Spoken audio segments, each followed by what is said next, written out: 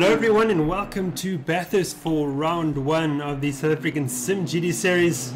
And I'm Jason Holden-Jones and I'm joined in the commentary booth by Werner Heenop. Welcome here, Werner. Oh, thanks a lot, Jason. I'm looking forward to this one. Yeah, of course we had the legendary Bathurst circuit, the same circuit as part of the Bathurst 12-hour in the real world. And we're emulating that race to some extent here at SimRace South Africa with the 42 laps of Bathurst, about 90 minutes or so. And of course each driver must do one mandatory pit stop, of course, so an element of strategy coming into play. And to kick things off, we've got Marcus Steyn, who's out of the pits first off in the Ghostworks Nissan, the number 55 car. And off he goes, looking to get a bank in as early as possible. And let's see what he can come up with.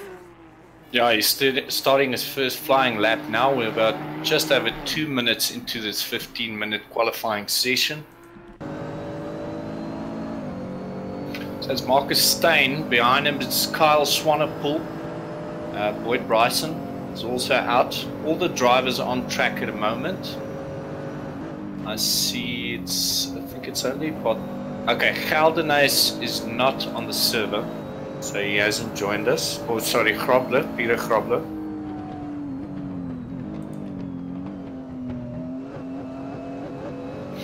Yeah, we're expecting times in the 2-minute 5-second range. That's what we saw with the last chance qualifier. Boyd Bryson in the last chance qualified did a 2-minute 5.375. So we can expect to see something like that in practice. We saw Jadwat do a 2-minute 05.2. We see Marcus Steyn putting a couple of wheels on the grass.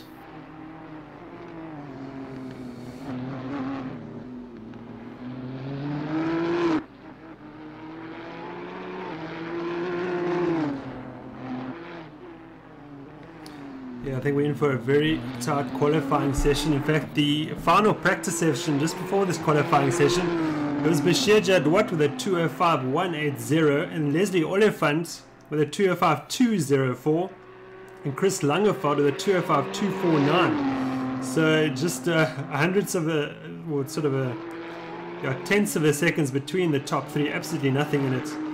And that was Nissan from McLaren from the Mercedes-Benz. So the car is very equal here at Bathurst, and I think that should make for a very interesting race. Of course, we had Chris Langeveld who won the round one of the South African Sprint Q series, that double race format, sprint format, and let's see if he can repeat that success here at Bathurst. And there's Marcus Steyn completing his first flying lap, 2 minutes 06.331. Swanepoel with a 2 minutes 07.4, and already Bryson doing a 2 minutes 05.3.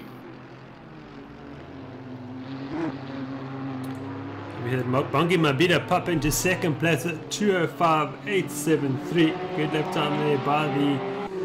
Oh, as he loses it into the wall, he goes. That's the end of that. Absmine up into fourth in the RP Madcape McLaren.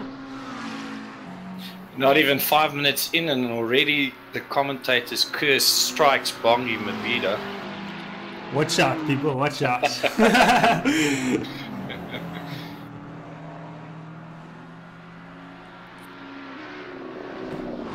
we got 10 drivers completing their first flying laps. I see Langeveld is coming around the last turn now.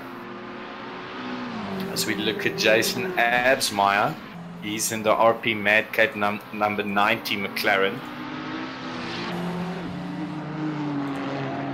Langeveld goes third fastest.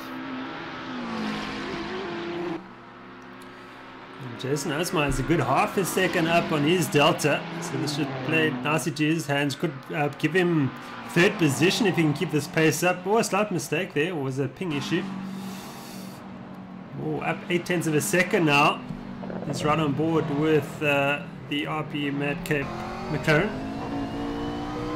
And as you say that, Jadwat is in provisional pole position with a 2 minutes 05.046.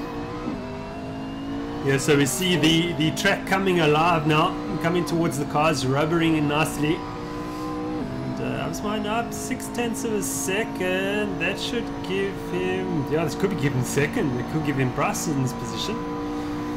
See what he can do down the back straight, absolutely flat out. On the rev limiter, wow. Oh, slight error there. It's run wide. Oh, he's losing time there. But still good. 3/10 up. Okay, 2/10 now. Losing time. And the braking way for the final corner. Turns in. You could take 5th from the leader. Oh, he doesn't. He's 6. But certainly potential there for Smart to get right up there if he can get another position in. He disconnects from the server for whatever reason.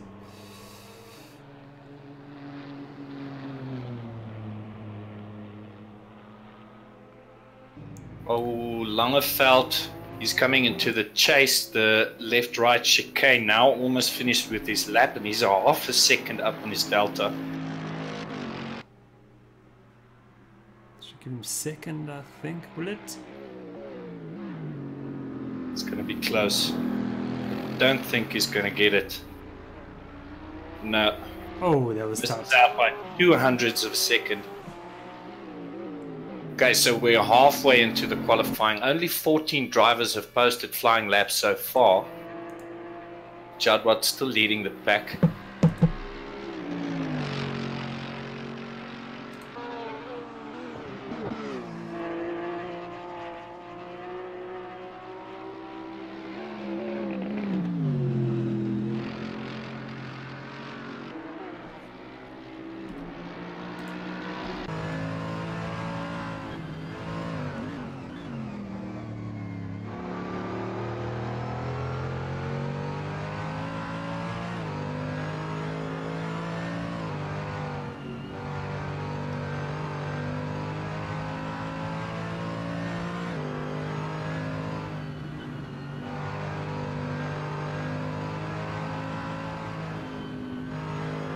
Bathurst, of course, one of the longest circuits on the calendar, over 6 kilometers long. Very technical, unforgiving track, especially in the mountain area. And also the 2 long straights.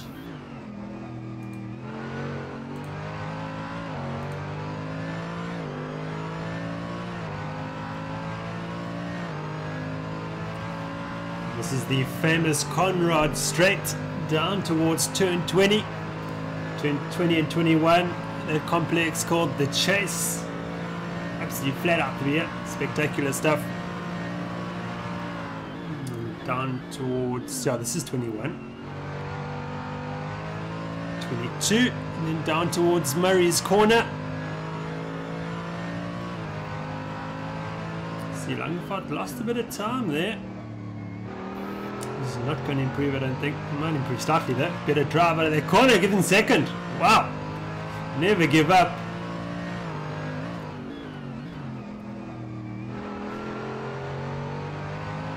Jadwat's still quite a bit ahead, 2/10 of a second.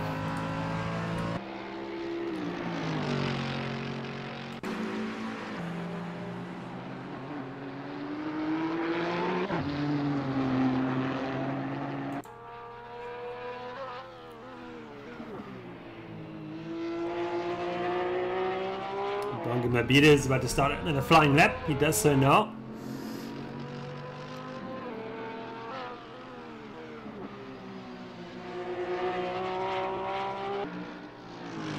Good exit from that last corner. 10th up.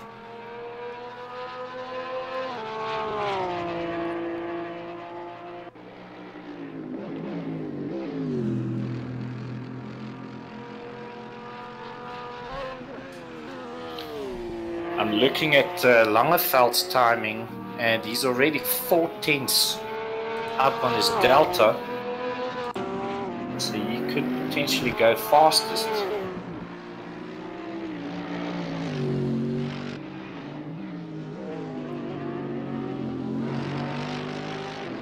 Oh, and he clips the wall, pushing very hard. As they say on the mountain, if you're not touching the walls, you're not going quick enough. Yeah, didn't really make a difference to his delta. Look at that. Oh, look at that. Still improving. 6/10 up. Wow.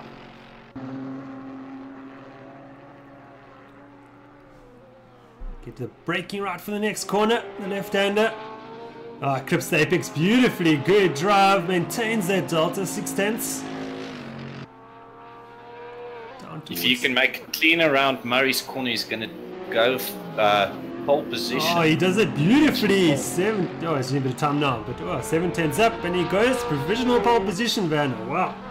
4/10 of a second. Brilliant job from Langeveld, but don't expect Jadwat to give up.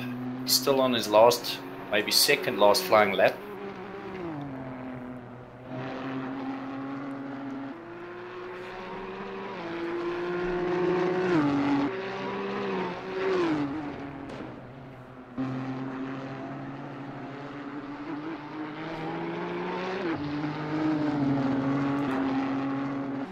See Brassy in third position, almost a 10th up in his delta. Looking to challenge Jadwat. He's a good 3/10 away though. Just looking for something special now across the top of the mountain.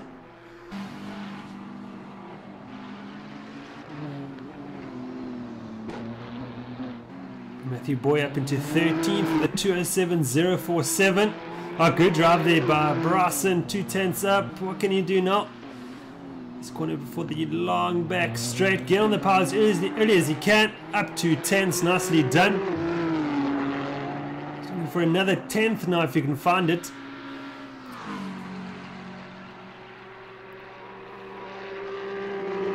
I see Leslie Willifant's also on a flyer. He's already 3/10 up on his delta. He's coming into the chase now.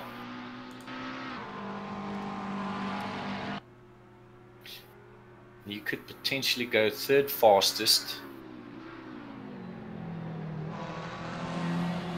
Good drive there for Olifant. This will be good for him. Up into third position. Brasson now will pop into third too. Wow, hotly contested there for third position. So tight. Look at the times. Unbelievable.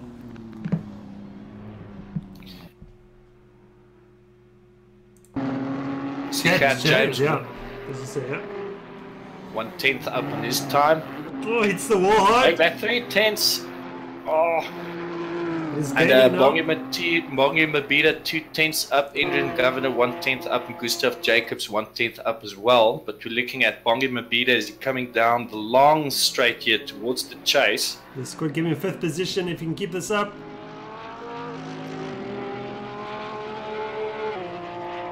Switch back to James as soon as Bongi finishes his lap. Just 40 seconds remaining in the session. James is in the pits, so okay. Mabida goes Fifth up position. fifth. Yeah, nice effort. Wow. And I see Matthew Boy is on a good lap, can improve by 1/10 of a second. Jadwat slightly up on his delta.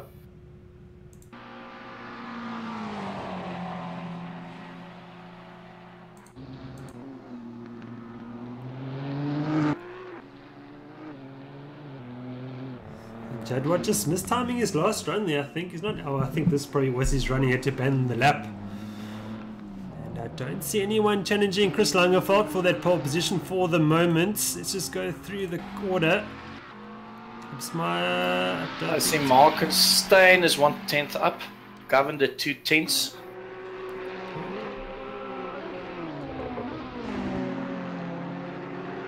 Marcus Steyn is currently running in 9th. He could potentially be at Absmeyer for 8th, maybe even Claassen for 7th.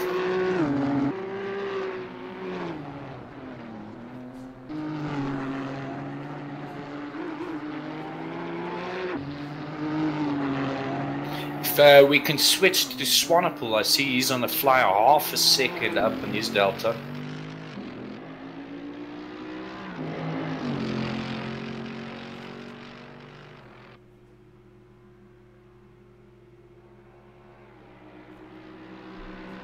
That drops to 2/10 now as he's coming down the last straight.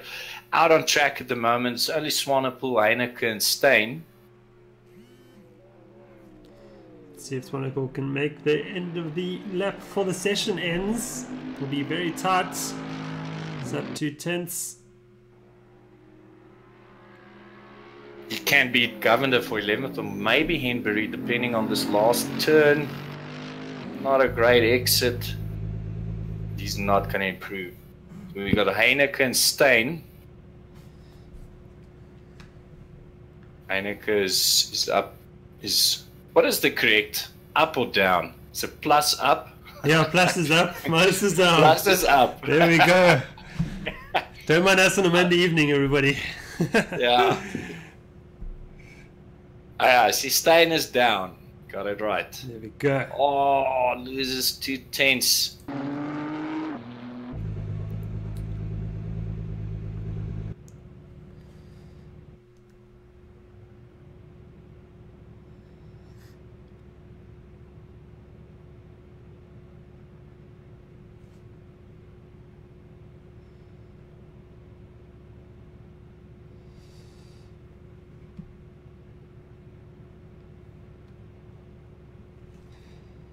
Right, so we have our grid for round 1 of the South African simGT series for the 2018.1 season. It's Christopher Langeveld, who will start from pole position in the Red Line Racing Mercedes-Benz. Bashir Jadwat from second in the Squadra Ghostworks Nissan. Boyd Bryson strongly in third position. Leslie Oliphant in the first of the RP Madcap McLarens. He will start from fourth position. His teammate Jason Osmeyer improved to fifth position. I didn't notice that, so good effort there by the RP Madcap McLarens.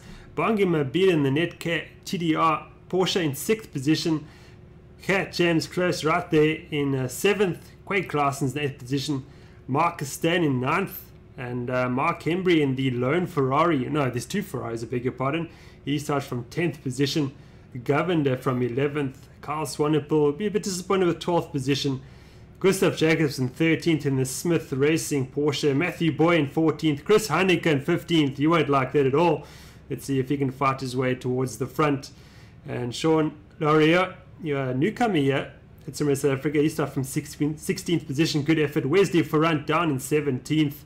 Peter Cardenas in 18th, and Nazim Edwards will start from 19th position.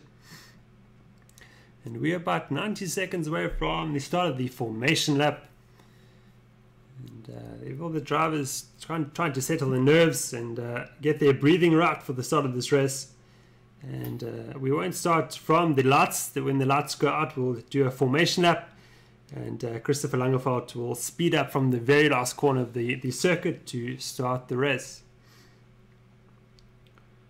1 pace lap and 41 race laps, like Jason said, is probably going to be about 90 minutes of racing. Yeah, 90 minutes it is. That's what the calculated laps sort of should work out to. And I think I've done my maths right for this one.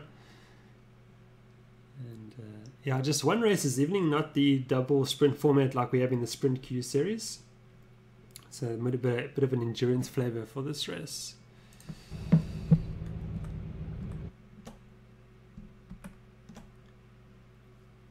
I'm looking at the qualifying times and I see Bryson Oliphant separated by only 1/100th of a second.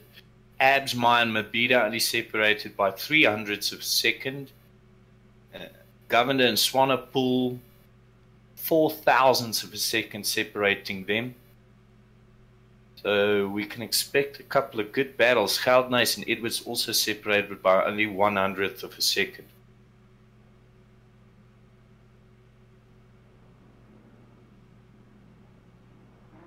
We're going to make sure to get our cars off the grid, Werner, not like I did for the second race of the Sprint Q series. And both the SISs in the pits, that's great stuff.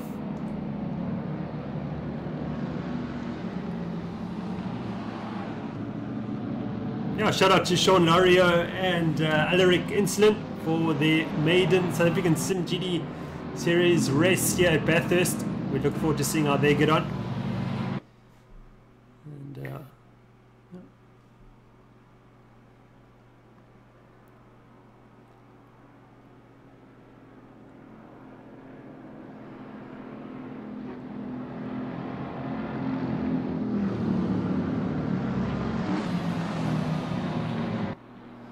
Everybody weaving side to side, trying to get some heat into those tires, perhaps dragging the brakes as well. And everybody wanting to put one over this man, Chris Langeveld, has had his way. too often so far this season, winning both races in the Sprint Q Series Championship. Jadwat's right there in second position. Jadwat missed out on that Sprint Q round, and he'll be looking to make his mark on this championship early on. And big news for the championship, Gabriel Rousseau will not be competing in the 2018.1 season. And but we look forward to seeing him return, hopefully for the second season, 2018. But that does mean there should be a new champion this season, or there will be a new champion this season. And every one of these drivers wants to be that champion.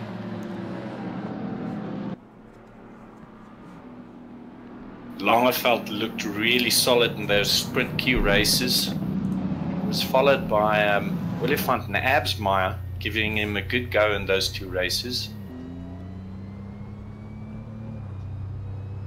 This is the view from Boyd Bryson's cockpit as he looks on at Jadwat and Langeveld. He'll be wanting those two cars to come together, I'm sure. And we'll have to see what happens.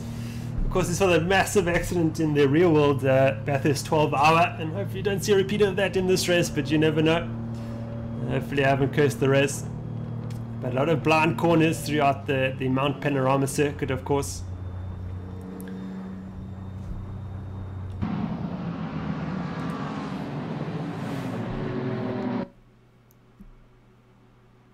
It looks like everybody's survived the pace lap.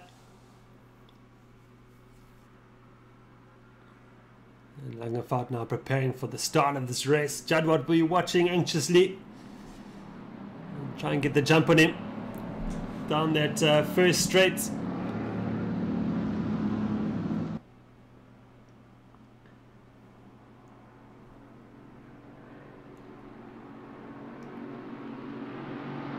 Rounding the last corner now, it's Langeveld, and it's go, go, go as he comes onto the start-finish straight. Jadwat already very close to him. No position changes so far in the field as Langeveld comes around the first turn, followed by Jadwat, Bryson, Olifant, Absmeyer. And Jadwat ran wide there. They would have lost him time. Bryson nowhere near Jadwat to take advantage of that. The two RP Madcap McLarens running together, and James chasing them down. But for the moment, is Langeveld leading the way. But here comes Jadwat, the power that Nissan's showing down that long straight. We start to climb the mountain. Oh, Jadwat pressuring Langeveld early on, looking for him to make a mistake. Langeveld calm and collected, doing nothing of it. We've got a position change at the bottom. Wesley Ferrant has dropped the position to Sean Laurier. So that's SimTech McLaren making moves early on. Nicely done there. Sean. Held nice, also dropping 3 positions to Mabida, Edwards and Ensslin. Yes, correct. 1.6 seconds behind Ensslin. Back with Langeveld out in front. Oh, and the Nissans are queuing behind the Mercedes-Benz. This should be interesting down the long back Conrad straight. And Bryson watching this two in front of him. Here comes Leslie Olifant too, another very aggressive driver. But Bryson is with Jadwat. On board with Bryson now.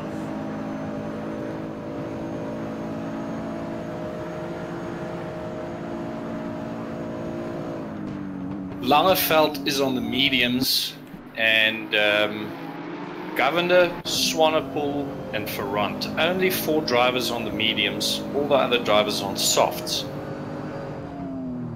I see Geldnys also on mediums.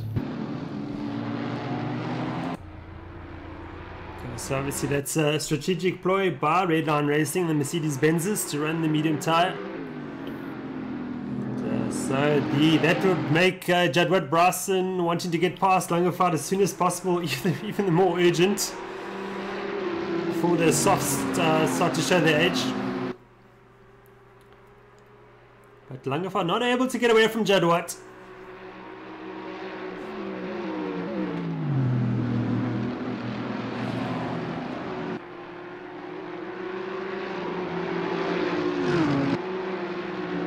Absmeyer in a battle now with James.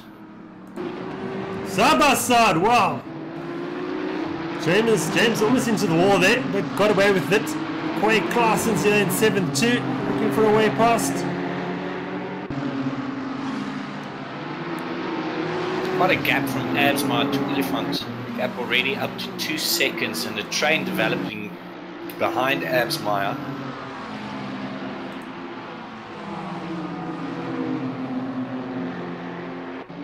But Bida's had an incident. Oh, he's in the pits.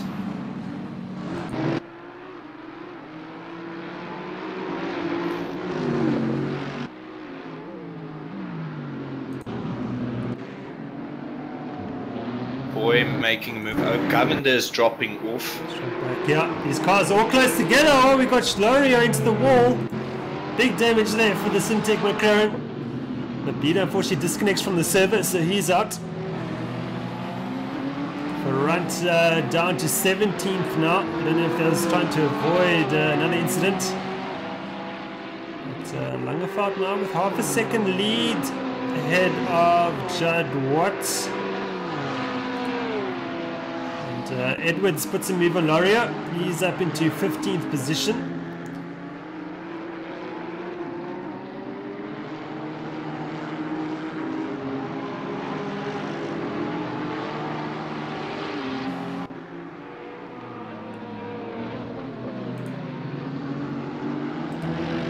Jason, what do you expect in terms of strategy here? Do you think a two-stopper could actually make sense? I haven't actually done a run on this track for a long time, but I would expect sort of a stop in the middle for the cars running on mediums and the cars running on softs. The Mercedes-Benz does not like the soft tyre. It much prefers the medium tyre, and I think that's what we're going to see. Very similar strategies, but different tyres being used. But yeah, one stop in the middle I think is the strategy to have. Swanepoel made a move on Govender. Swanepoel's now up to 12th. Yeah, looking at the tyres, we have so many softs, we could potentially see a two-stop somewhere in the field. You see Judd Watt up into the lead off camera, but he's made, I think there was an error there by Langeveld because he had about half a second lead. And suddenly, Judd Watt finds himself in the lead. Is any damage to the Mercedes-Benz? No, there isn't. But perhaps going on at that top section of the mountain. James has had an incident. He's dropping off quickly. He lost positions to Klaasen, Steyn and Henbury. Looks like he's got some damage on that Nissan. Yeah, that car is damaged quite badly. It's very second-hand looking Synergy Racing Nissan. 3.5 seconds out. Brassen's got a run on Langeveld. Pulls out in the slipstream. And Shirley's going to have him. Langeveld making room with their contact. Off goes Langeveld. Oi. Keeps it together in the gravel. You can join as quickly as possible. Brassen is off too. Oi. I think he's going to wait for Langeveld. Yes, he is. He doesn't like what happened there. Good sport there by Boyd Brassen. Just needs to wait off the racing line. But he's in fact waiting for Chris Langeveld. Good sport there by Boyd Brassen. And this is what we expect to see in the South African simGT series. Brassen is going to be difficult just to let Langeveld through and not Matthew Boy with Langeveld. But Jacob Brassen puts the power back on now. But I think he's going to lose ground to Boy, is he?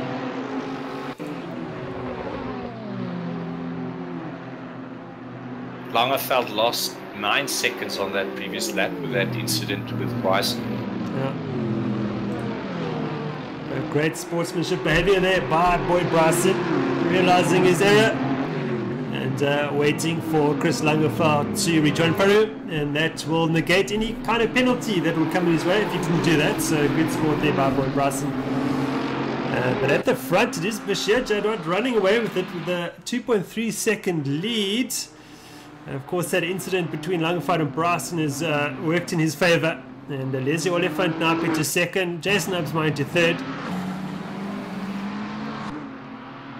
Judd Watt with the fastest lap of the race so far, 206.378. That's a full second faster than all the other drivers.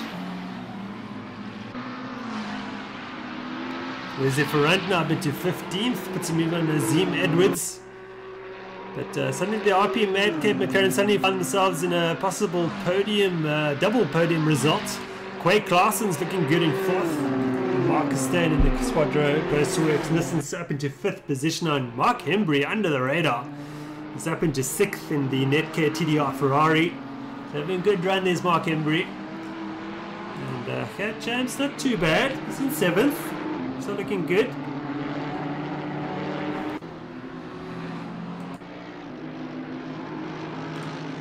Gavada puts a move on Jacobs for 13th.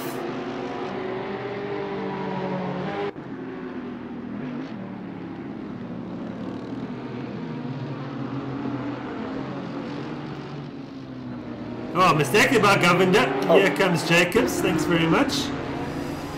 And now under pressure from Ferrand 2 in the Echo Racing Porsche. And another move there by Edwards as well. No, it doesn't quite make it stick in the Reaper Ghostworks Nissan.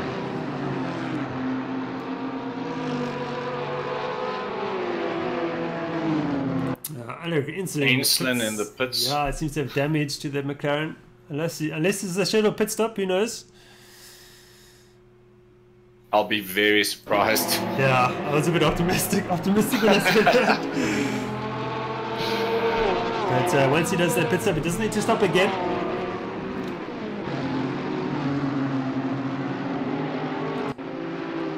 James now recovering nicely, just 7/10 behind Mark Hembry. Of course, former South African simGT Series outright champion is here, James. So, takes an interesting line there through that last corner. In his own words, he goes farming. He goes farming, that's it. Some big gaps out in front now. Judged by 2.5 seconds ahead of Willie Font 2.5 seconds ahead of Absmeyer. Only battles really between Heenop and Boy. And Bryson also there in the mix. As we look at Jacobs with Ferrand behind him. Coming down the Conrod straight towards the chase. First turn 20, the slight right-hander. Oh, is getting some toe. Turn 20 and now the chase, the left-right turn 21 and 22. Something has happened to Oliphant. He's disappeared. He's left the server. So connection issues there for Leslie Oliphant. Well, that's unfortunate. That promotes his teammate Jason Osmeyer into 2nd position. Now 5.8 seconds behind Judd Watt. And staying now under pressure by Mark Hembry. As Heineke has put a move on Swanepoel for 10th position. So kicking off here at Bathurst.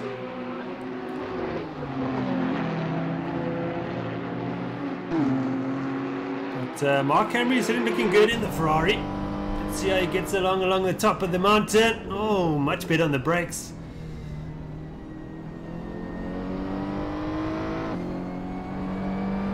Looking away for her way past that fat Nissan.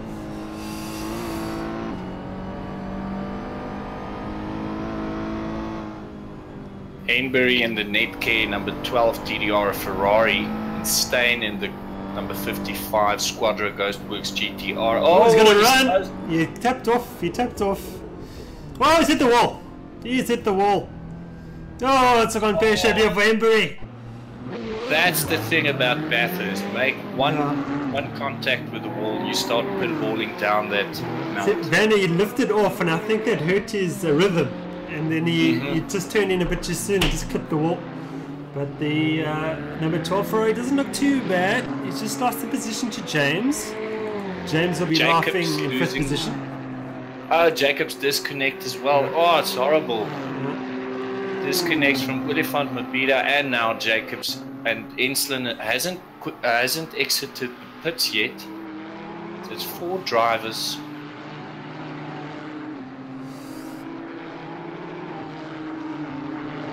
So rate of attrition here at Bathurst.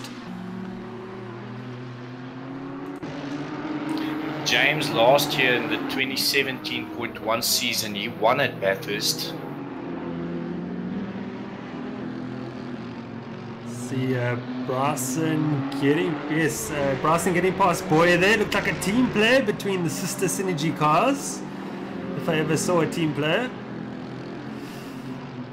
But yes, as you just say here, James, the last winner of this race, in the season before last, I think it was.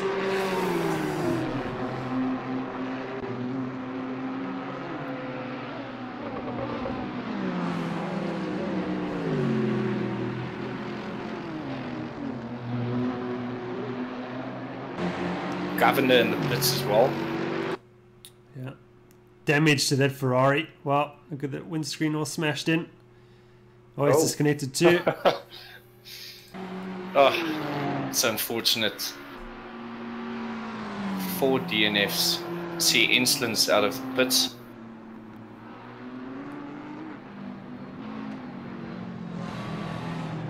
Judd White with a 6.3 second gap out in front. Is Klaassen still running with the mouse and keyboard? No, in fact, I've heard that he's got a wheel and pedal set now. So.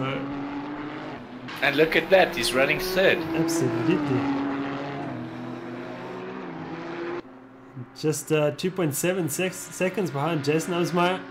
Is Quay Klaassen's having a very strong run.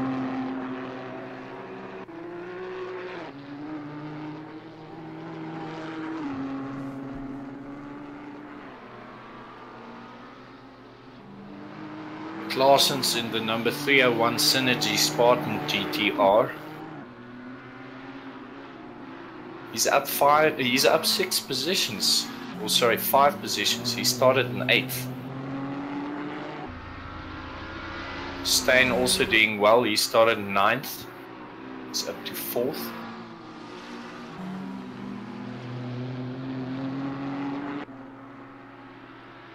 "15 minutes into the race, a new personal best laps for Absmeyer, Steyn, Henbury and Bryson.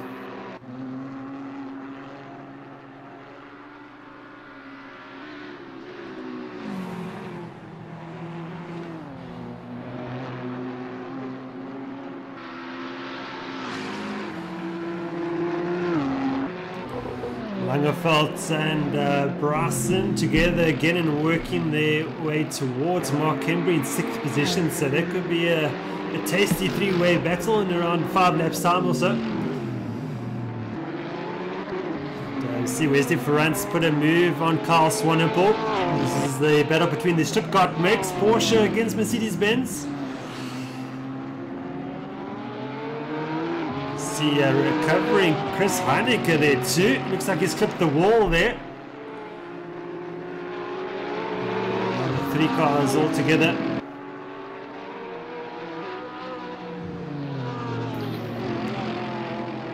Oh, getting out of shape there is Ferrant. Manages to keep his position from Swanepoel. Swanepoel kissing the dirt there as well. These 3 pushing very hard, even if it's just for 10th position. The race is a race. Oh, Swanepoel kisses the wall too there.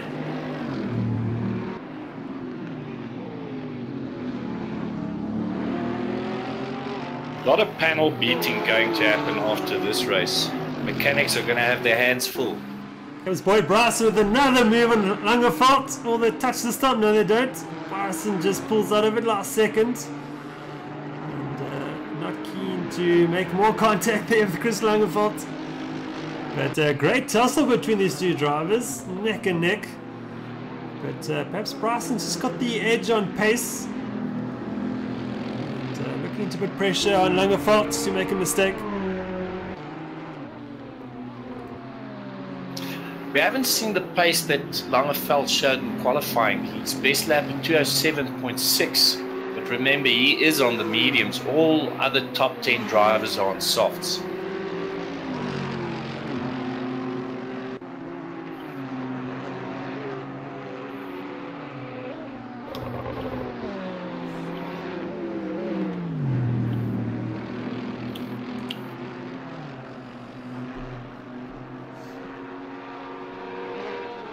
Ferrant now going after Heineke, just 0.6 of a second in that battle.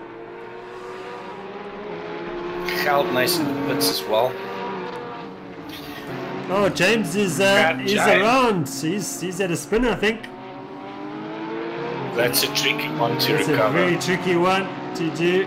Best thing to do probably would be to reverse if you can. Oh, he's taking a risk. Perhaps you can see on the track map to see where the cars are. Oh, it's the wall. Oh, this is horrible. This is brutal for Cat James. And off he goes. But well done to him for not causing more contact with another car. Yep, Rejoins in a safe manner. Not easy to do when you're in a situation like that. You just want to get going and you can't. You lost more than half a minute. Holden-Jones in the pits. I think Holden-Jones had some damage. I saw his last 3 laps were very slow. His last lap was a 2:27. Okay, sorry, that was his in lap, but he lost like 6 seconds before that and 8 seconds before that. So he may have gone in for some repairs.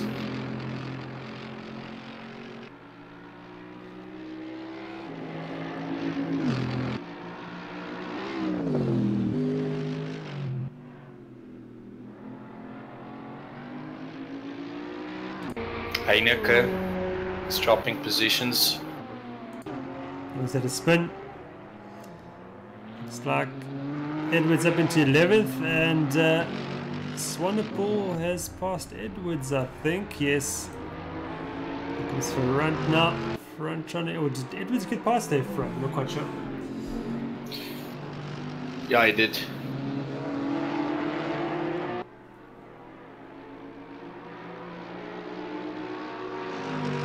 Edwards and Ferrand doing fantastic jobs compared to where they started. If I got it right, Edwards started in 19th and Ferrand in 17th. Had James in the pits, so he did get some damage. Looking to get his damage out the way. I can't see any clear-cut damage there. Had to reverse a bit, so he probably missed his pit box there. Langerfeld and Bryson still together. So is Edwards and Ferrand. Let's have a look at this battle. It's Ghostworks against Echo Racing. Reaper Ghostworks, that is, the sister team to Squadra Ghostworks.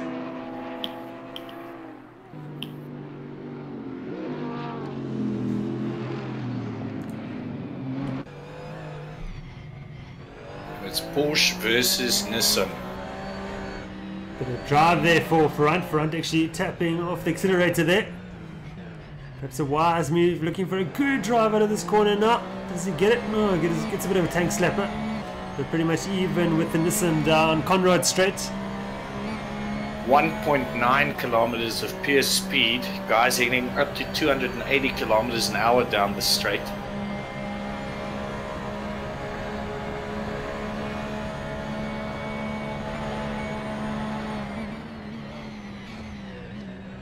Oh, front magic under the brakes. Wow, catches up to Edwards. Looks quite comfortable. I think Bryson passed Langerfeld. Yes, he did. 7th. Yeah, he's got him. Off camera while we're watching that Ferrand Edwards battle.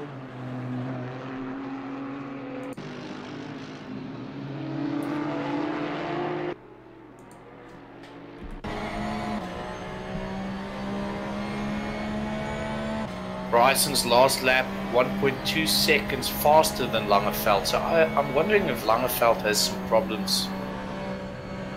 As we look at Ferrand on Edwards now, coming into turn 2, Griffin's Bend, going up to hill towards turn 3 and 4, and he looks good here, but it's a tricky section to pass. Trying to force Nazim Edwards into a mistake if he can. Round Quarry Corner, turn 5 and 6. Oh, slight error. Keeps it off the wall. Well done. Reactions of a cat. That's Wesley Ferrand got. Well, I spoke it too soon. I'll just shut up before I curse him. Oh, I got someone off. Oh, Who's that? That's Bryson, I think. Yes, it is. Yep. Oh, Bryson. Yeah, it's off heavy damage to that Nissan.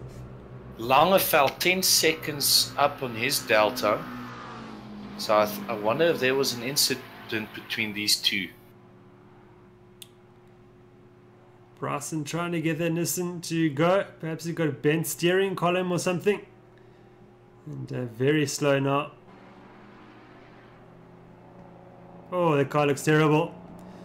Drops down to 13th. Yo, that's a lot of damage on that. See if he can wrestle back to the pits. I reckon still in the pit lane. Let's see if he can get going again for some vital championship points. But he's been there for a long time. I'm not sure if he's able to continue in this race. He's only done 6 laps, so he's been in the pits for half the race.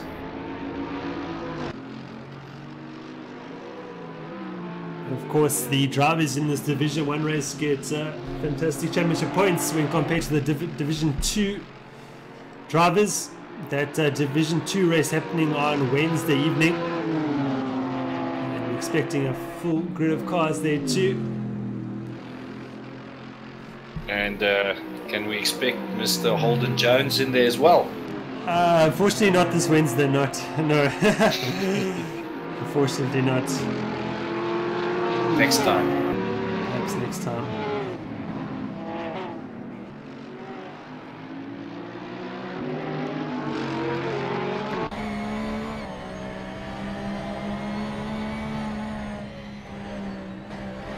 Oh, front riding that curb.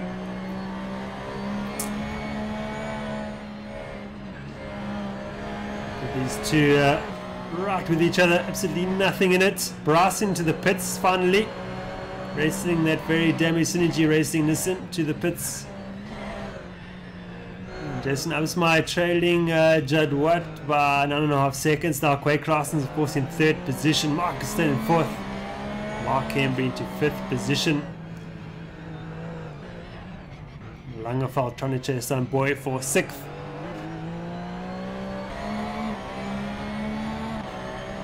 But Edward's starting to move away from front. But I saw that in the previous lap as well, that GTR just pulls away, and through the turning section in the mountain, the Porsche just catches up. And Insulin's got going again. Perhaps he heard my comments about those vital championship points, has got him going again.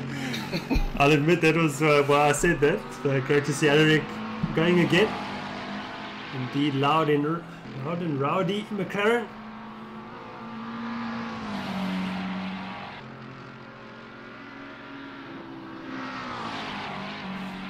But James got him going again. He's in 13th position.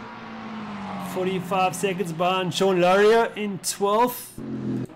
And off goes Bryson too.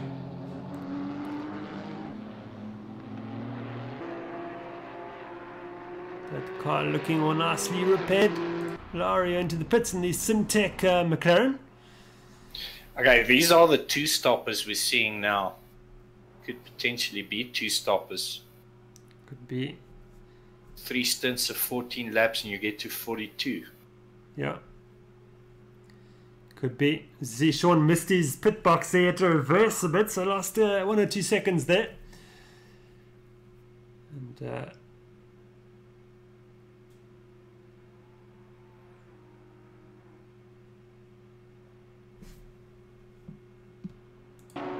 And Ferrante continues to hassle Edwards for that 9th position he once passed.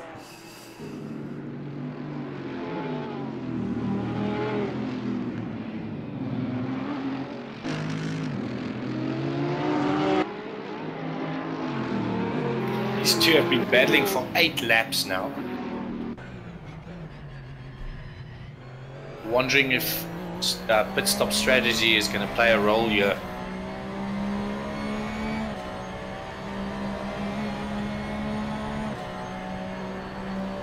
That is Kyle Swanepoel in the distance.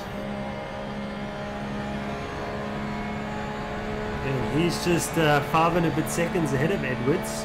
So these 3 cars starting to press. Oh, you see front very late on the brakes. Well, Does very well not to be running to the back of Edwards. Front on the mediums, so we could potentially see him catching up to Edwards as Edwards' soft tires start to expire.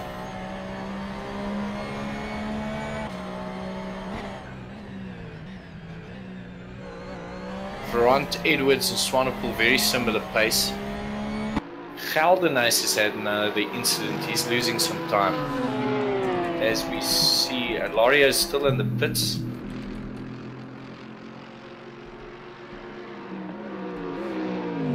Holden-Jones losing 19 seconds.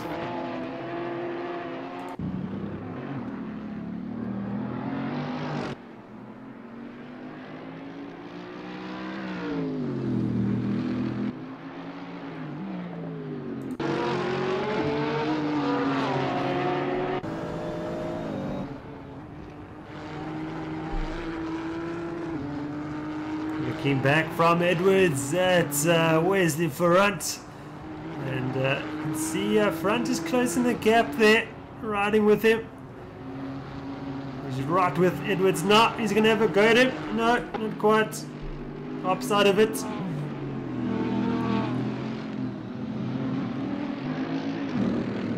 These two moving towards Swanepoel all the time.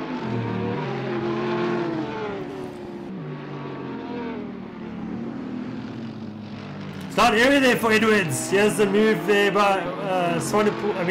Front surely. He's going to have a go.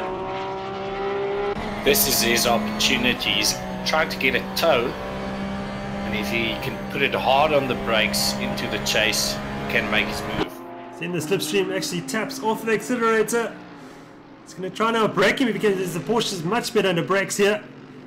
No, not able. Edwards driving defensively. Not allowing Front any room for an attempt up the inside. Holden-Jones into the pits. Lario is still in the pits. It's taking a long time. The beater's back on the server in the pit lane. Great to see. Bongi back. Let's see if he can get to the finish. Here comes the move by Front. Up the inside, Werner. Brilliant stuff. Good stuff. And already pulling a gap. Yeah. So that endless pressure by Front on Edwards has paid off. Through he goes. Great show of patience there by Front in the Eco Racing Porsche. Starting to pull away now from that Reaper Ghostworks Nissan. But this man Bashir Jadwat for Squadra Ghostworks now. Comfortable with a 10-second lead ahead of Absmeyer. His best lap in the race, 206.166. Second best lap was Boyd Bryson with Leslie Willifant with a 206.453. Boyd Bryson, third best lap. Boyd currently in 13th. He did a 206.47, and Quade Claessens with a 206.796, fourth best lap.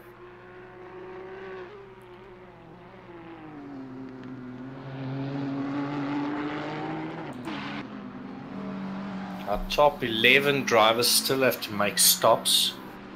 James, Bryson, Holden-Jones, Lario, Enslin, Govender all made stops. Okay, Govender is out.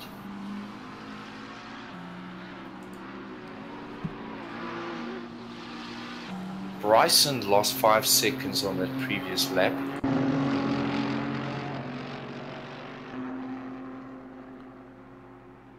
Got a bit more damage to that Nissan too, so now it looks like he might have hit the wall again.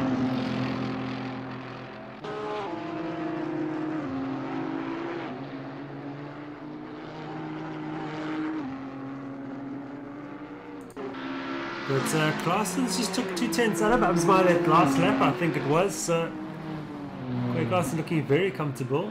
Bit of damage to that Nissan, but not too bad.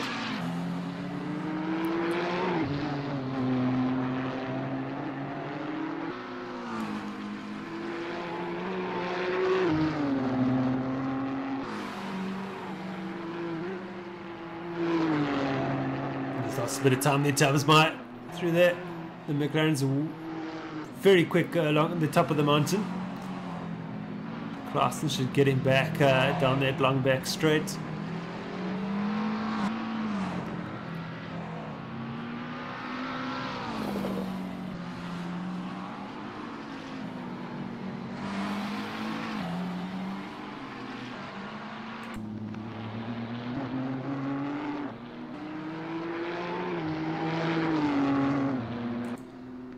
Matthew Boy also having a strong run there in 6th position.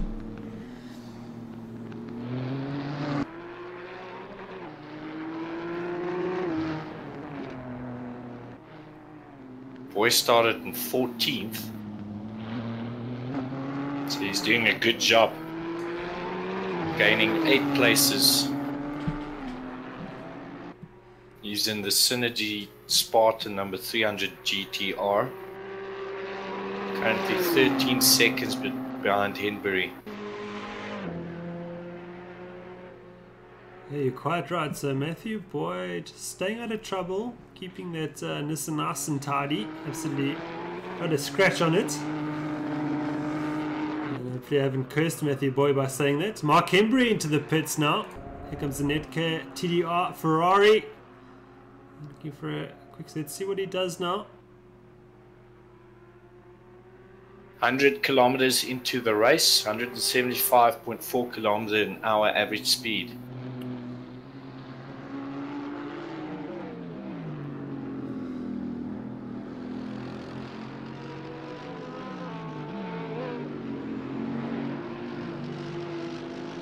James's pit stop was 49 seconds pit lane time. Henbury seems to be a bit quicker. I think James did have a bit of damage, so it might have been part of it. James 49 seconds, Henbury 41 seconds.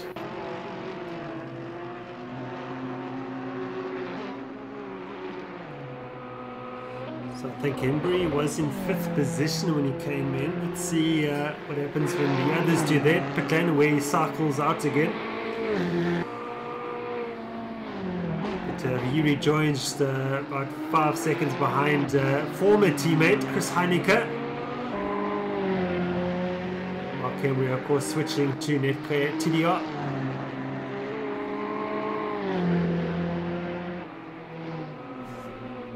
And Ferrand now is approaching Carl Swanepoel for that 7th position.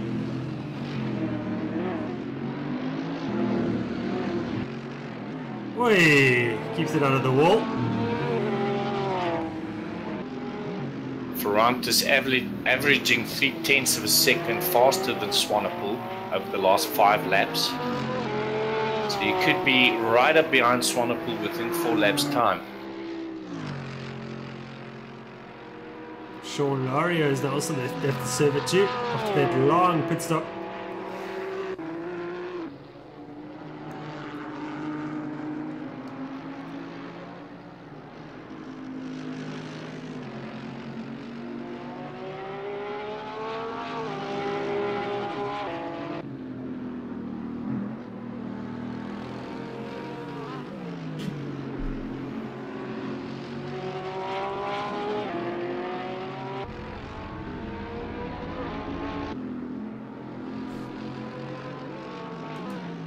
Gimabina still in the pit lane.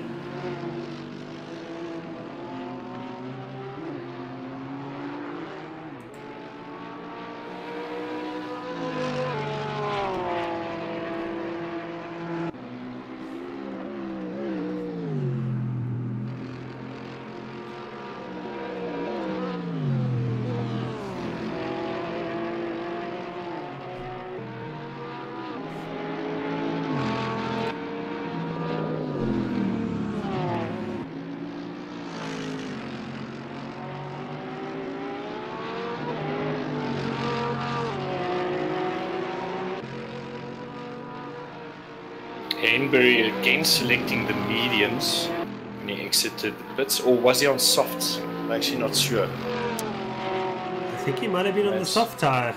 Oh yeah, I think he was, so you could potentially go to the end now.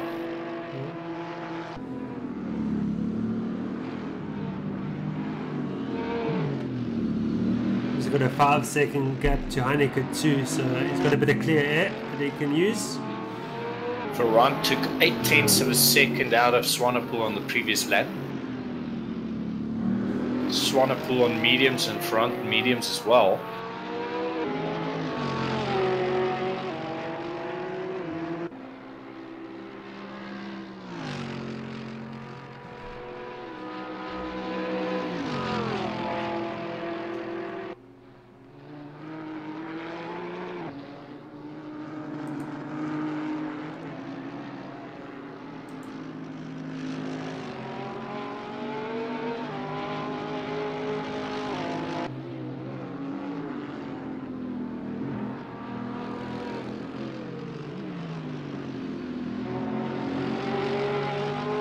Approaching the halfway stage of the race now. We should see a couple more pit stops starting to happen now too.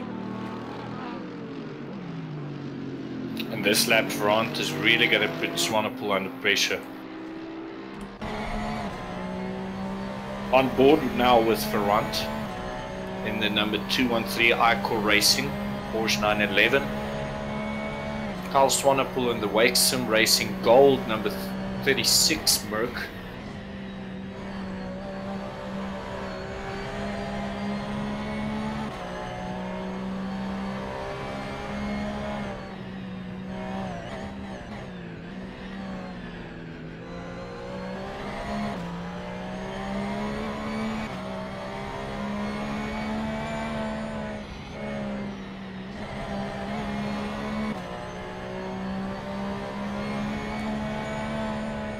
Watch how Wesley drives, actually on the ragged edge. He's literally clipping each curve.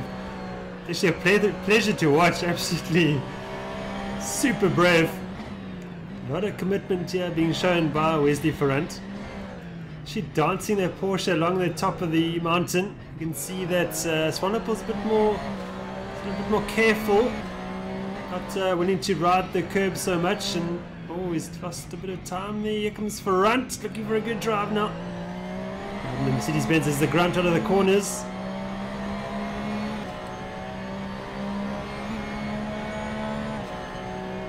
Ferrand is second up on his delta on this lap.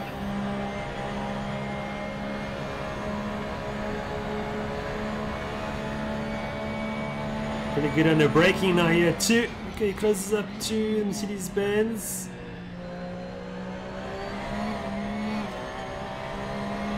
Looking very comfortable. We could see some pit stops, as you said. No, not yet. Swanepoel and Ferrand staying out. Judd White up front will be looking to stay out as long as possible so he doesn't fall back into traffic when he comes out. And he'll be wanting to pit after Upsma if he can, but of course that depends on how much fuel that he put in to start with. Ferrand now with a good toe, coming down the 1.1 kilometer mountain straight on the outside. This is going to be close. On the outside. Oh, that's brave. Wow, what a move there by Wesley Ferrand. Took my breath away.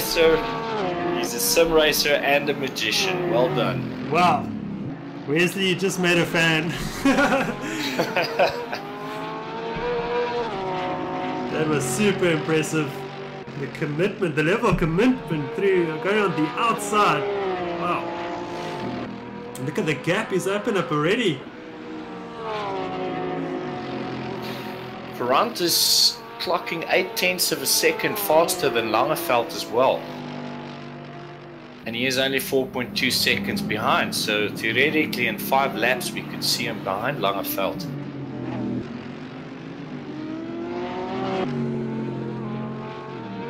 Oh, we see Swanepoel into the wall. That was big contact. Yeah, that would have hit.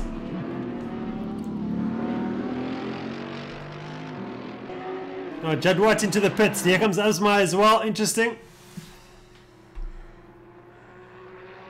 I'll be watching the track. Here comes Stain as well. Klaassen is going to try his luck and go through. Yes, Klaassen into the lead of the race for the time being as his competitors cycle through their pit stops. Good stop there by Judd White. Boy, Langeveld and Ferrand only exiting the chase now, coming around the last turn. Absma still in the pits. Long stop there by Absma. I think that's going to hurt him. Oh, crucially, he's losing places. He lost out to Boy. That's going to hurt him. So now Absma is behind Boy. So that's works in Judd Watt's favour, definitely. Heineke and Edwards in the pit as well.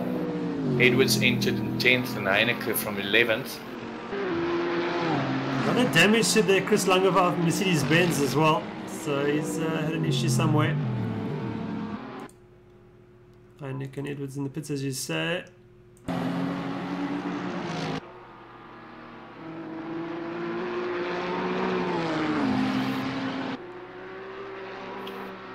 I'm pretty sure Langeveld was carrying that damage with him for a long time. I didn't see any good lap times from him. So you could... Okay, we got Absma putting Boy under pressure. Boy still to stop.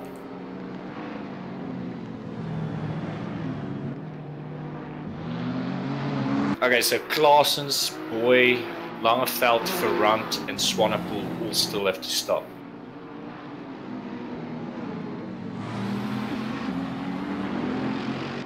Edwards out in 10th and Heineke out in 11th. So they didn't lose any places. Okay. Well done.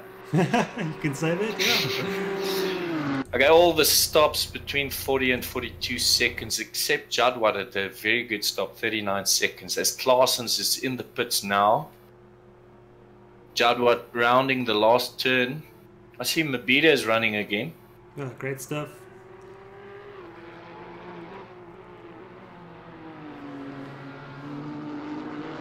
Wondering if Boy is going to enter the pits now.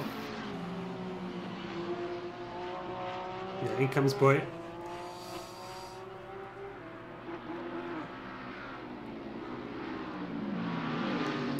Absma has passed Claessens as well, so is Langeveld.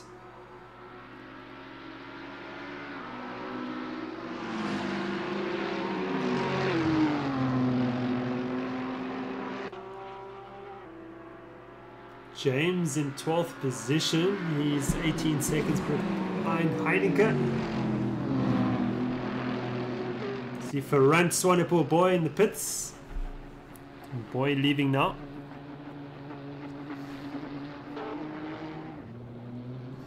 Off goes Ferrand as well.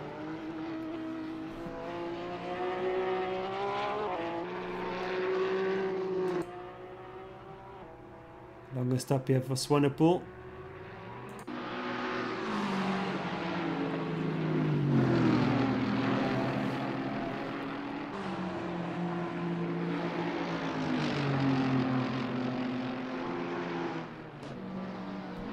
Werner, Langeveld hasn't done the stop yet, is that correct? I've had some technical issues now with my timing screen. Of course I had to ask you that now. I don't think so. I'm pretty sure he hasn't. I think he will repair the damage on his car.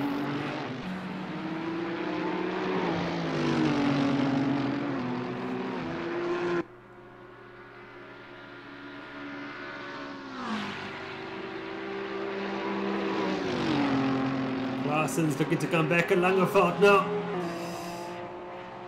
No way past that. Perhaps under braking he's going to go for it. Yes, he is. Oh, nice and aggressive. But Langeveld coming back at him now.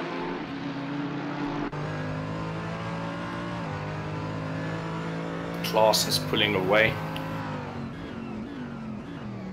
Nice move there by Claessen's. Langeveld still sticking it out. He's on the medium tyres.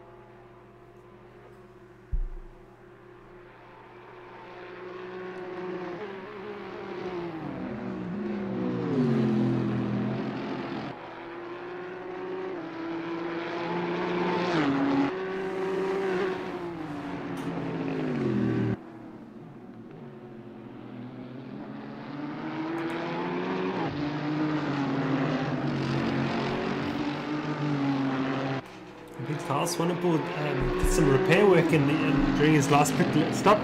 Mercedes-Benz looking pretty good at the moment. Suddenly he's doing a lot better, chasing down Edwards from 9th. Absolutely. Did lose a couple of positions, but did he? I think, yeah. He was moving towards Edwards anyway. Such a challenge there for that 9th position. Where's the front looking to go after Matthew Boy for 7th as well. So we'll keep an eye on that battle.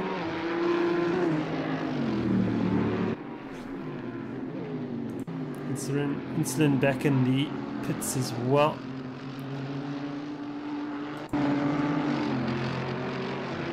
With that livery of Insulin, I can't figure out if he has damage or not. Camouflage. It's got stealth damage. Not showing weakness.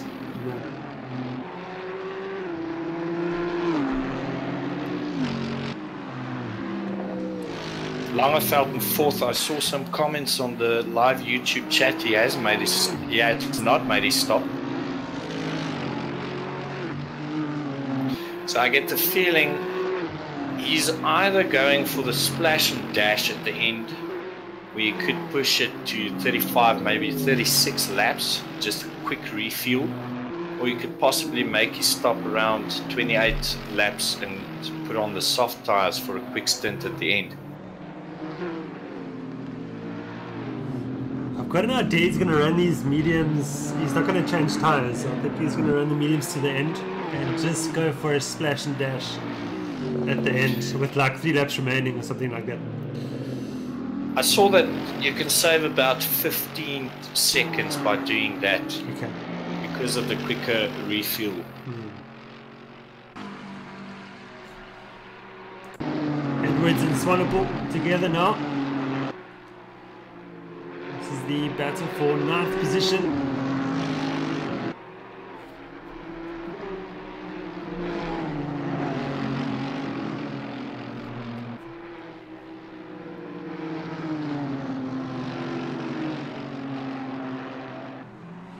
New fastest lap for Judd Watt.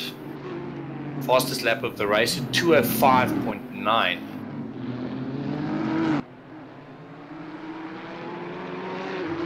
Absmeyer also with a new personal best, 2:06.849.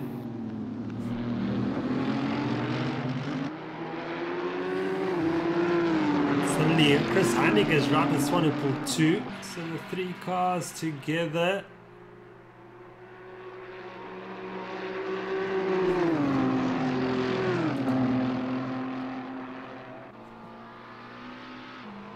Heenop is closing the gap to Swanepoel at about a half a second a lap.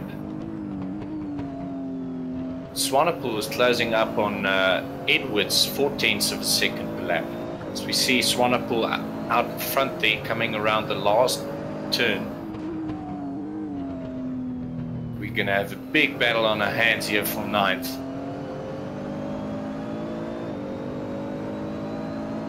Heenop a new personal best lap, 2:08.039.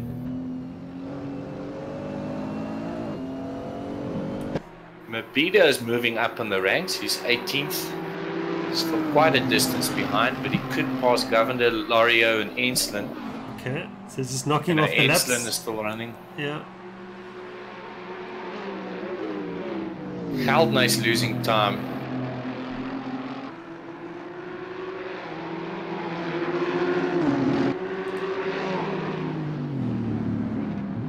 And now we have a fight in our hands for 9th.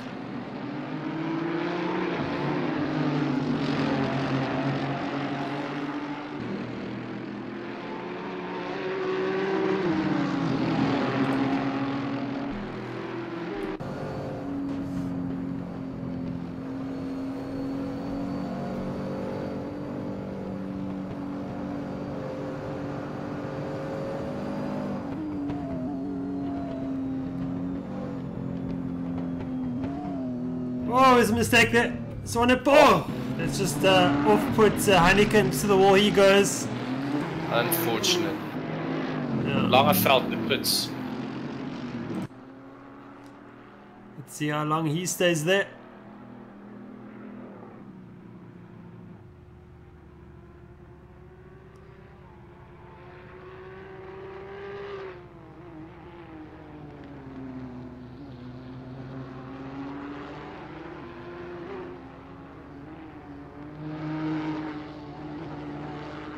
dropped a position to Steyn.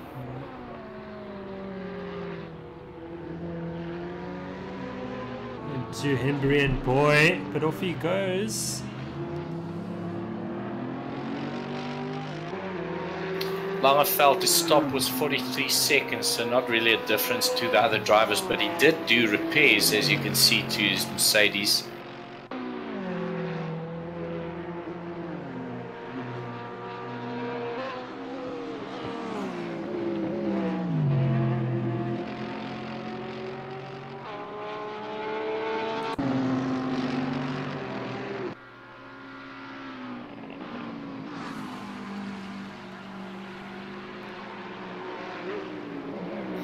Before the stops on lap 16, Langeveld was running in 7th. So with that repairs, he dropped 1 position. He's down to 8th now. It's pretty good going.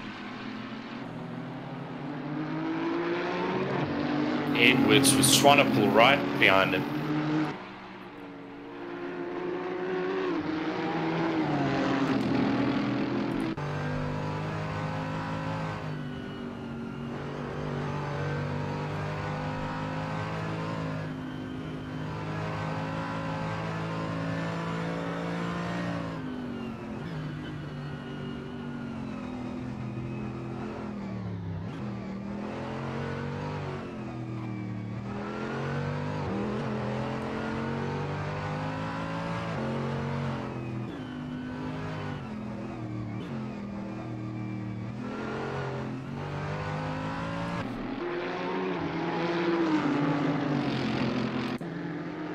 Got a tasty battle developing here between Ferrand and Langeveld. Ferrand in the number 213 Icor Racing Porsche. Langeveld in the Red Line Racing number 46 Mercedes.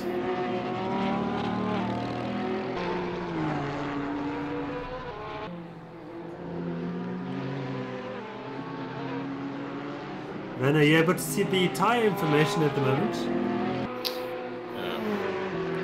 Langeveld is on softs. It's on the soft side. That's good.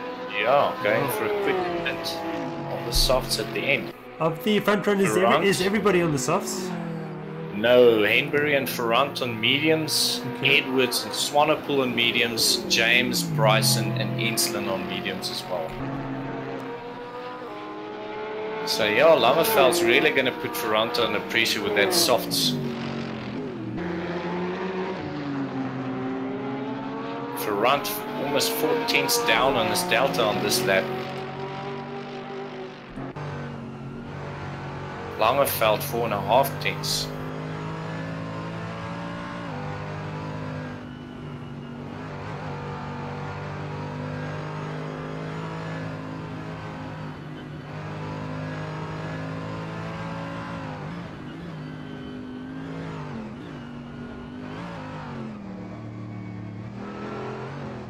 Half a second down on his delta. Here we can see the difference that the softs make compared to the mediums. And obviously damage repairs.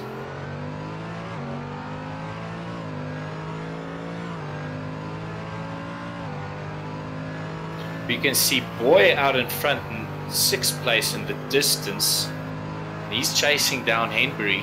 Boy is lapping 8 tenths of a second faster than Henbury, his average lap times. So there's another big battle for 5th going to develop as these two catch up to Henbury as well. Langeveld now right behind Ferrand. Going to Murray's corner.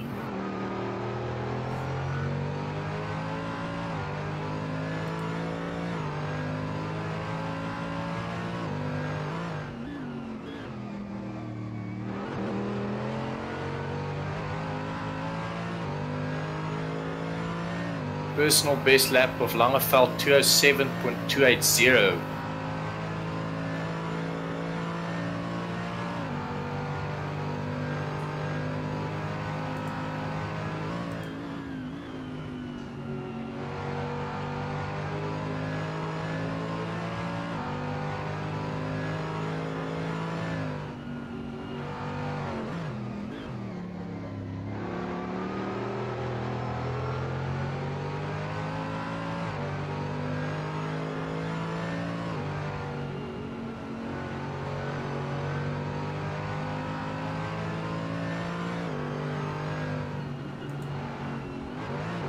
Oh, some air there for Langefeld. Oh. Very aggressive after the curves.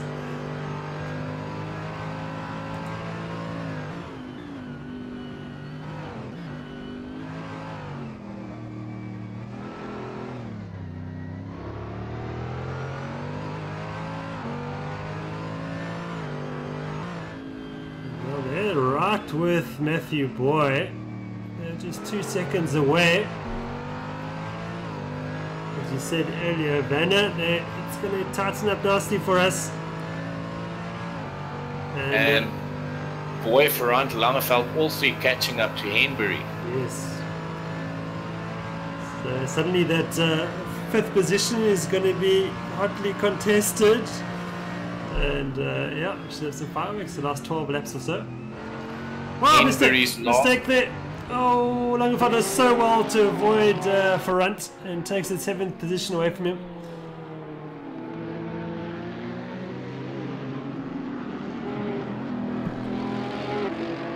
So Langefeld perhaps pressurizing Ferrand into the mistake.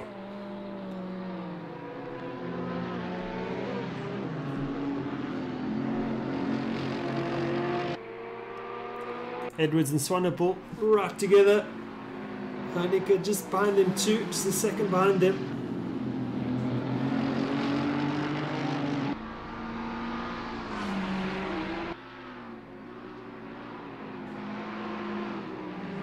Edwards and Swanepoel on mediums, Heineke's on softs.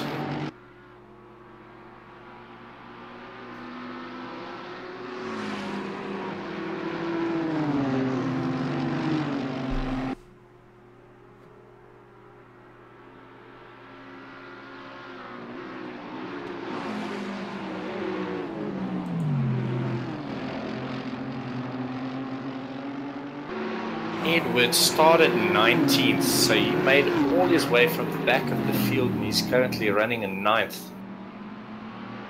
Really impressive. He is under pressure now from Swanepoel. As I said it, approaching Insulin, who's a back marker at this stage. But might also come into play.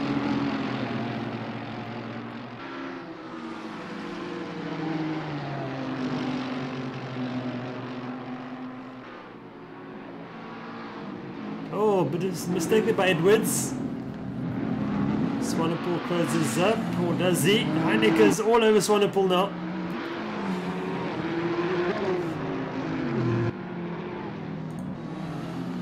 This might be the opportunity that Edwards needs to start moving away from Swanepoel. Heineke can start to put Swanepoel under pressure.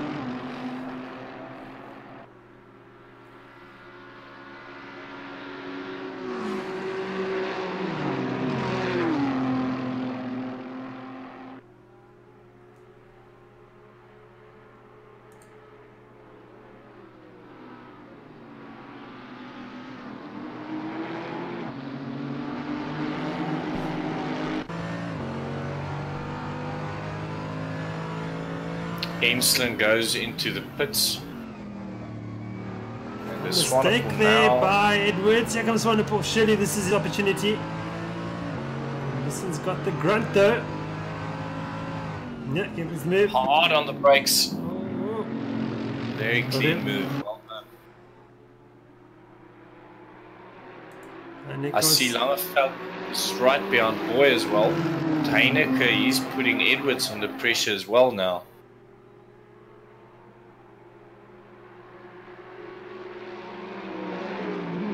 Heineke, he gets past as well, and Edwards dropping 2 positions in 2 turns. If we can go to Langefeld, Boy battle for 6, Jason. Yeah. Well, mistake there for Boy. This will enable Langefeld to close right up. Embree's there too, just in front of them.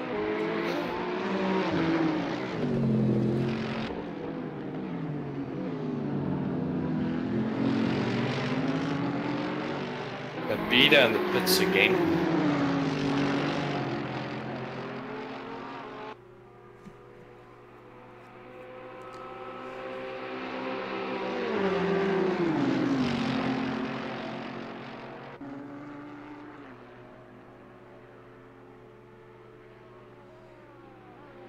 Shout out to Camo ZA, Cameron Nell, welcome. Yes, we're looking forward to seeing how you get on Wednesday evening in your first ever race at SimRace South Africa.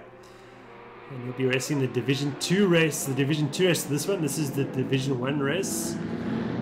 Just see Matthew Boyne survives another corner. The Langerveld looking for a way past. Oh, makes a slight error there. Looking to use the grass. Interesting line there. He does survive. Yeah, a bit of a drift there. Loses second in the process. Ferrant in the pits. Am I right? He's got damage. So I think an unscheduled pit stop there for Wesley Ferrant. So that's sort of put paid to his race for the moment. Langerveld looking to rebuild after that error. Catch back up to Matthew Boy and then Mark Hembry if he can. Just 10 laps remaining in this race. Of course, Bashir Jadwat leading the way. We've hardly seen Bashir Jadwat in this race. He's very comfortable. And that Squadra Ghost Rex Nissan looking in pristine condition. And that's what you need to do to be able to win races. Keep it out of trouble.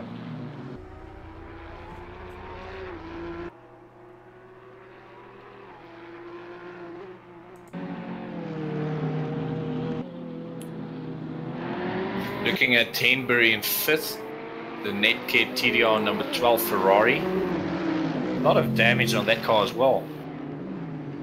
And Langerveld still putting Boy under a lot of pressure.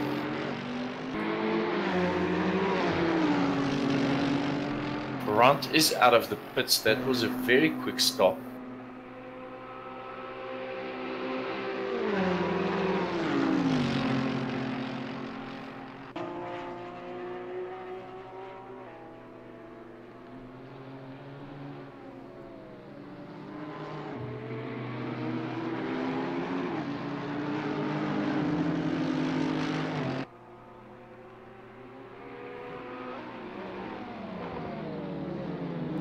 Langerveld more than 2 seconds down up on his delta, sorry.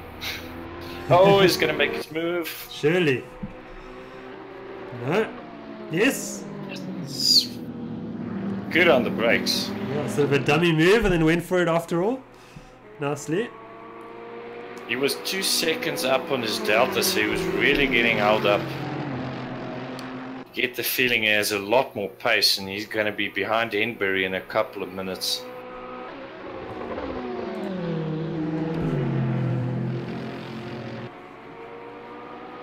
Bryson in the pits.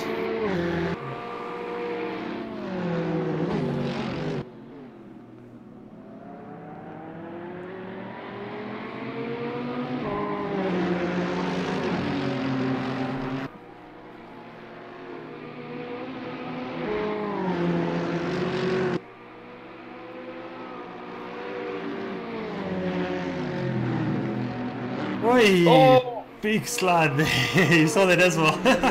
Did he? Yeah, he kept it together. Wow. Amazing. And that's the thing about Bathurst. No runoff areas. If you lose it there, you're in big trouble. Except if you Chris Langerveld. Yeah. Amazing. If you keep it on track, and he didn't even really lose ground to Boy, he's still quite a distance ahead.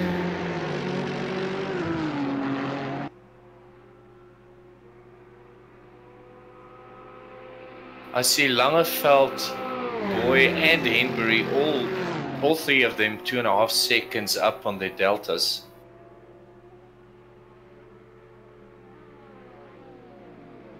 Bryson out of the pits in 14th, he entered in 13th, so losing 1 place.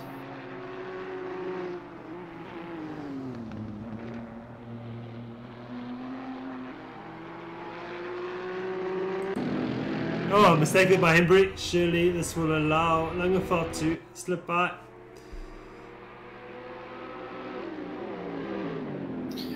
Turn number 1, Hell Corner, is definitely Langerveld's favourite place for overtaking.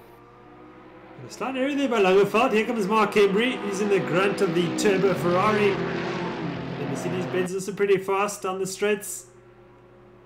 Get through that slipstream.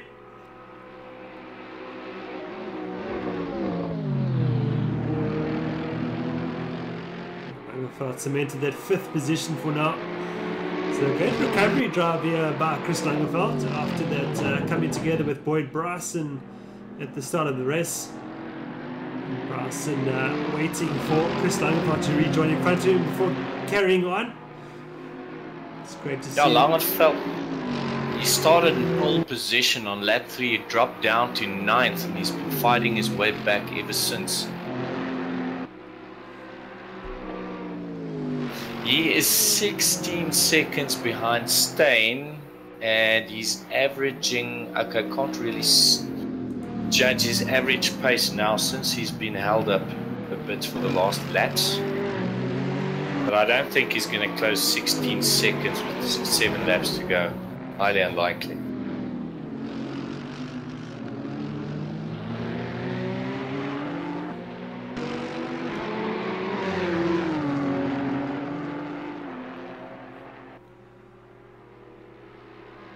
Matthew Boyos moving towards Mark Embry. See if he can put a move on him. He's got 7 laps to do it, so plenty of time still. Because it is Bashir Jadwat leading the way at the front with an almost 17-second lead ahead of Jason Osman. Quay Claasen's well on course for a podium finish. Of course, he's a AM class driver for drivers in their first season at South Africa, so there will be a class victory for Quay Claasen's as well.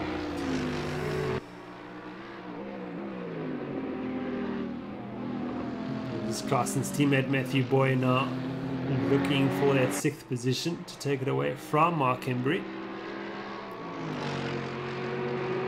He seems to be closing up on him. Here comes the power of the Nissan showing. Let's see if we can get past the Ferrari. Here he comes. Embry says not that corner. You're going to have to try again.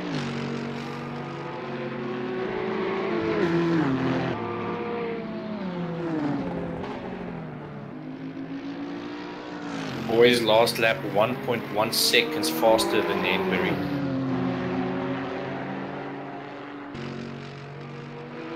Boy on the softs, Embry on mediums.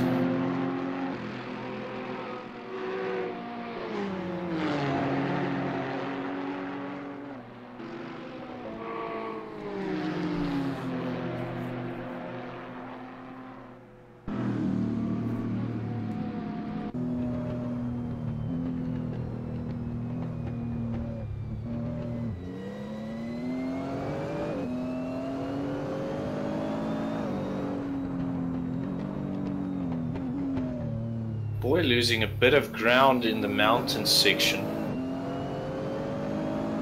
See Boy Bryson cracking on some pace with a 2:05.7. That is the best lap of the race. Yeah. Just beat Bashir Jadwat's best lap. Wow. So that's some consolation for Synergy Godzilla. Team having a difficult round again after the difficult round in the Sprint Q round 1 race at Barcelona.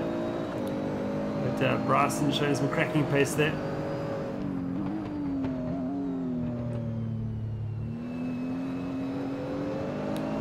And James is up to 11th as well after all his troubles in the race. So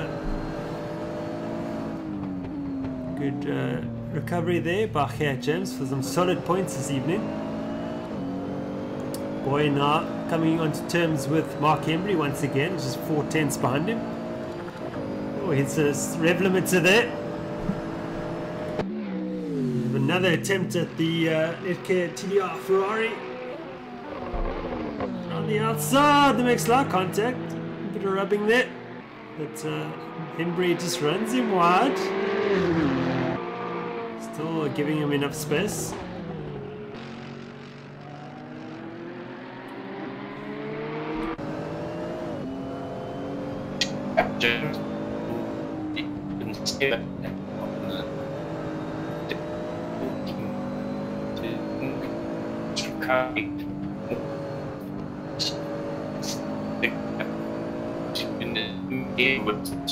at 1 seconds left, right up for the race.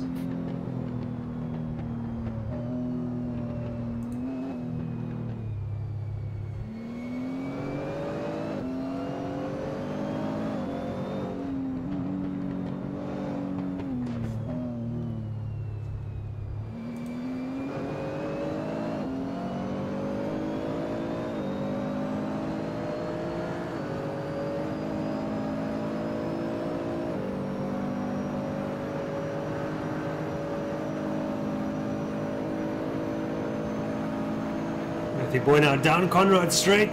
Not quite close enough to Mark Henry for a move. Much better at braking though. Clips the apex nicely. Clips the apex a bit too good. So settles on this and there to opt out of it.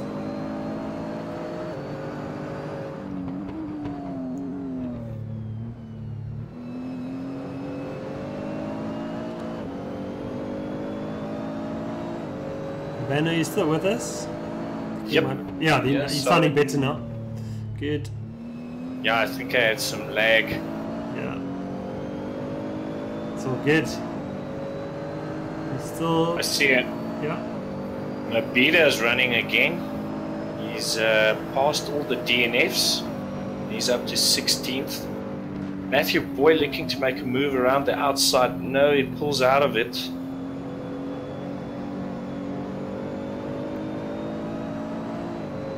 Bathurst is quite a narrow track, am I right, Jason? Absolutely. It's very narrow.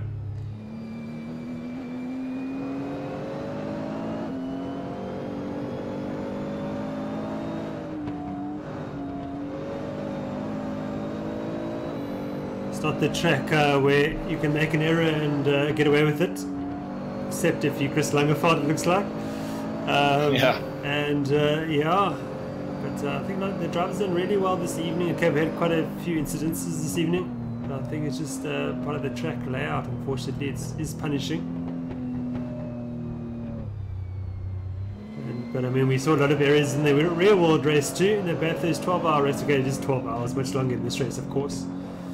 But sort of more errors that you would normally see in an endurance race like that at Bathurst. This is the nature of the circuit. We saw our very own Calvin van der Linde make an error as well after sort of on course to take victory of the real world race, and just made an error behind a back marker and put the Audi into the wall, unfortunately. And, I watched the Facebook video post of Calvin just explaining what happened, and he just said he made an error, ran into the marbles on the outside of the circuit. He did say during practices the sort of the marshals in between sessions were sweeping up the marbles on that part of the circuit, and that was the part of the circuit he was using in practice, and he didn't realize that the marbles during would sort of build up so much during the race, and unfortunately that's where he put the car, and it just pitched the Audi sideways and into the wall he went, and that was the end of Calvin's attempt at a race win. Was he leading at that stage? He wasn't leading, but he was on course to sort of be in the front towards the end.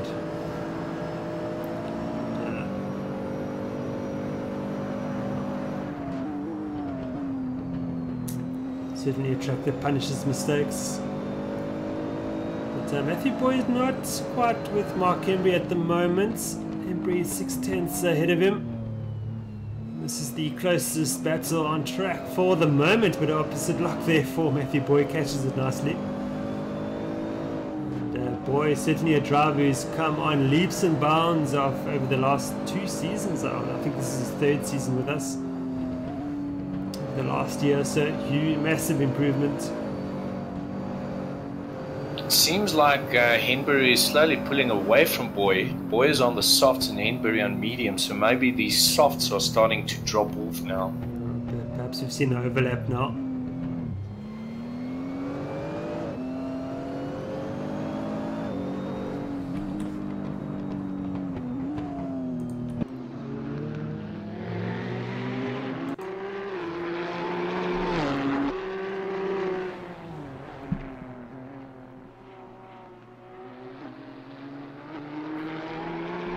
Judd was leading the way, almost 20 seconds ahead of Absmeyer.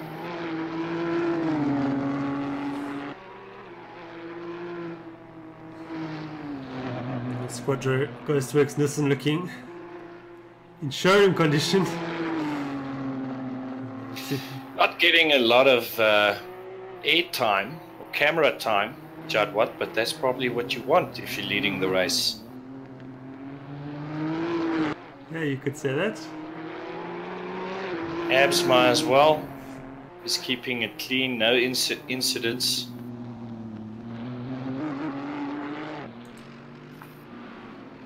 Bit of damage to the RP Madcap McLaren.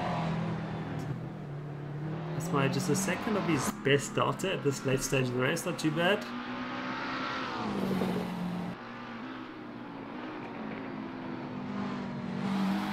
Judd Watt and Absma on softs with both their stints.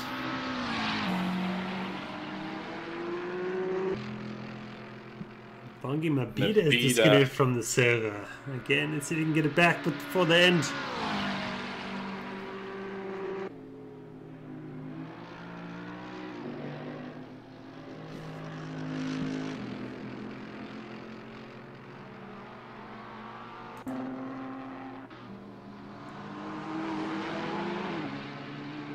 I see James in 11th is closing up on Edwards. Not sure if he is going to have enough time to make a move.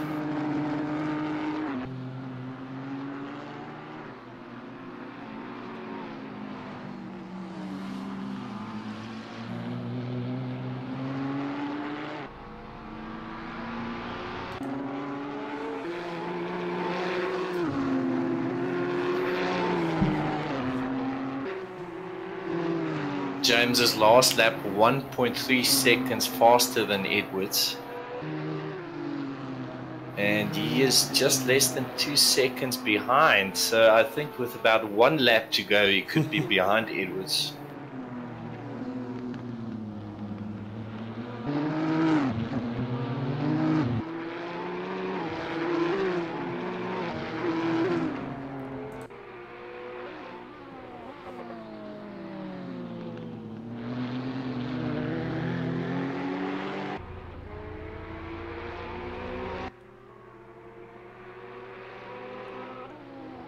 And Boy is still managing on his softs. He's back behind Henbury now. Boy's last lap 0.6 of a second faster than Henbury. Good run on him now. There's Matthew Boy on Mark Henbury. Shitty's going to get him this time. And he's got him. He's got him. So persistence there paying off there for Matthew Boy. Nice and patient move. Moves him up to 6 with some valuable championship points as well. Does the championship points work the same as last year, Jason? Yes. 40 points for a win, 36 for second, 34 for third. Yes, and then 33 round to 1. Yeah, that. Mabida back in the game. Oh! Oh, a lot of damage there. Oi. Oi. Oh, no. Oh, that's so unlucky for Mark Henbury. Yes, that's the pinball effect, bouncing off the walls and taking Henbury out as well. It's Carl Swanepoel if he doesn't collect them, but I think he's far enough away. Yeah, he's a good 20 seconds behind him. This was pretty much the accident we saw in real life, round about there on the Could track. be, yeah, you're quite right. If we could switch to James, the battle for 10th.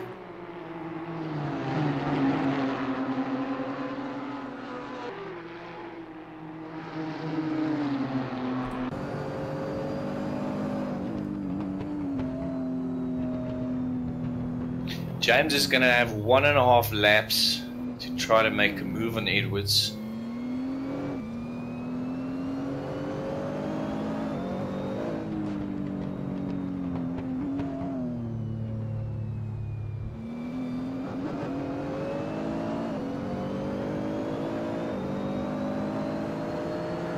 James in the number 102 Synergy Godzilla Nissan.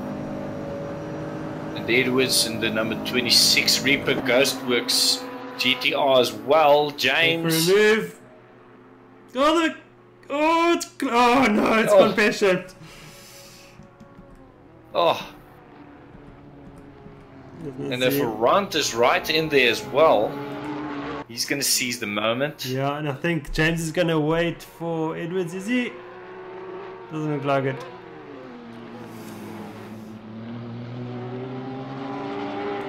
So he might feel that he was squeezed a bit.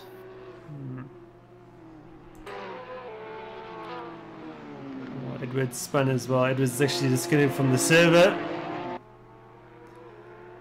Probably a bit of a rage quit there.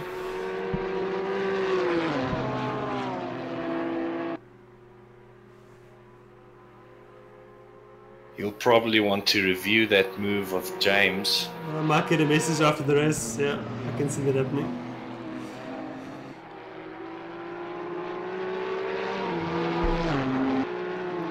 Okay, and Judd Watt is on the final lap of the race. And now he's getting the airtime he deserves.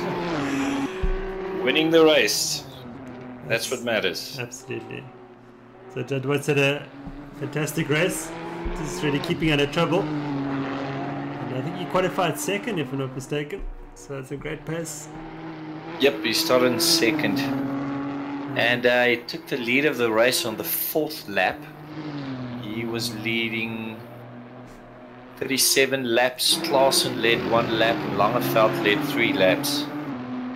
You see, Matthew Boy's had an issue, and Swanepoel's through to 7th. And Heineke's not far behind Boy as well. So that battle's not over yet. But Judd Watt's across the top of the mountain for the very last time in this race. He's covered 250 kilometers, 173 kilometer an hour average speed. See, Heineke's also put him even Boy for 8th position.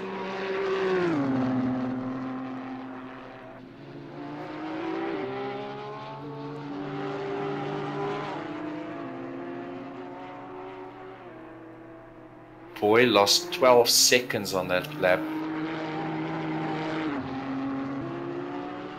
And yes, here we see Judd Watt coming around Murray's corner for the last time, and a well-deserved victory for him.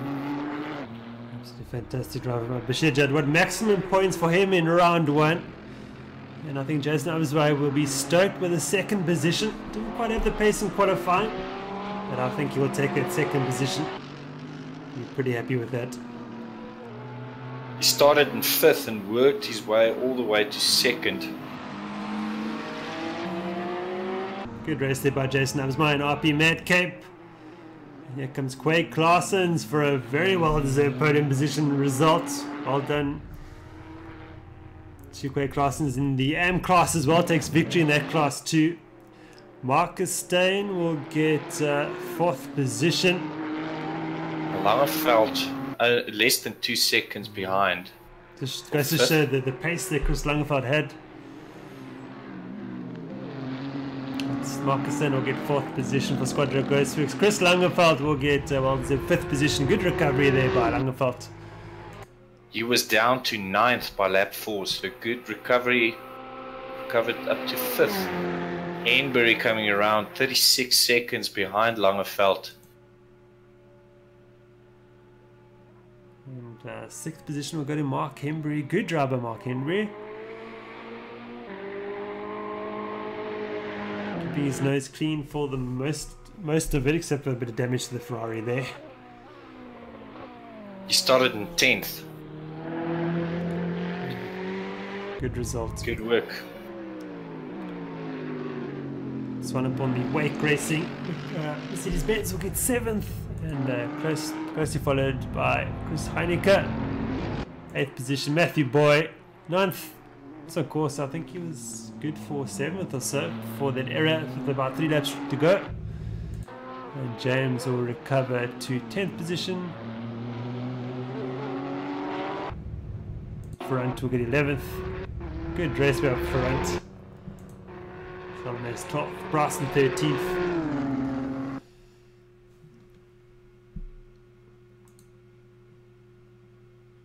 And that's Judd Watt winning the race. Absma and Klaassen's on the podium as well.